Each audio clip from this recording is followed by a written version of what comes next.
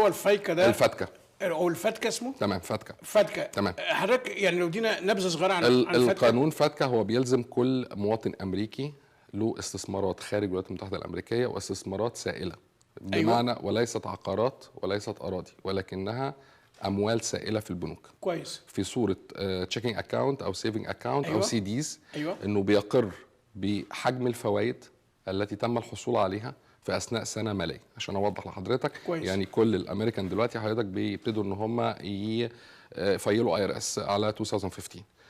النهارده لازم اي امريكان موجود حساب له خارج الولايات المتحده الامريكيه لازم يقروا في الاقرار الضريبي. ده مش في مصر بس، في اي بلد في العالم، في اي بلد في العالم، وده قانون بالظبط. وده قانون مش على البنوك المصريه، ده قانون على كل البنوك العالميه. بالظبط.